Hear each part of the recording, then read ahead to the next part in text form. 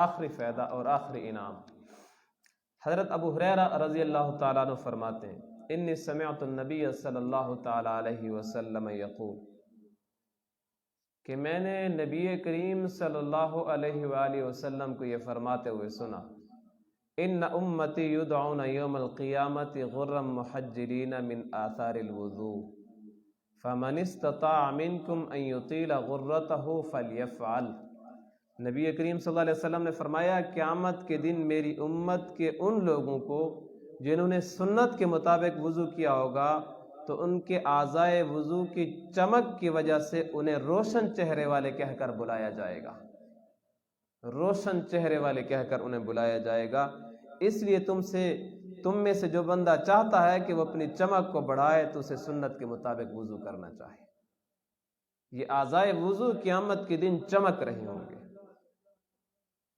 ایک حدیث کے اندر نبی کریم صلی اللہ علیہ وسلم نے فرمایا، صحابہ نے پوچھا یا رسول اللہ قیامت کے دن آپ اپنے امتیوں کو پہچان لیں گے؟ جب 120 صفیں ہوں گی، حضرت آدم علیہ السلام سے لے کر آخری امت تک سارے لوگ اکٹھے ہوں گے تو آپ اپنے امتیوں کو کیسے پہچانیں گے؟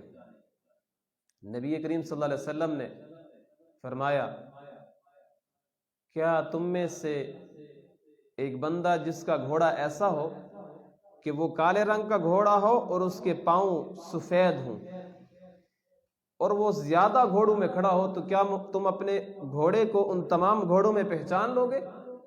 صحابہ نے کہا یا رسول اللہ اس کے تو پاؤں دور سے چمک رہے ہوں گے، کالے گھوڑوں کے اندر کھڑا ہوگا اور اس کے پاؤں سفید ہوں گے۔ تو حضور صلی اللہ علیہ وسلم نے فرمایا میری امت کے لوگ بھی باقی امتوں میں کھڑے ہوں گے تو ان کے اعضائے وضو چمک رہے ہوں گے، میں پہچان لوں گا، غرم محجلین۔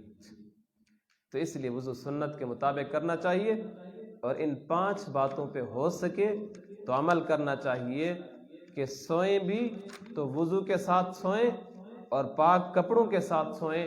فرشتے ہمارے لیے دعا کریں گے اور فرشتے اللہ تعالیٰ سے عرض کریں گے یا اللہ اپنے بندے کی مغفرت فرما۔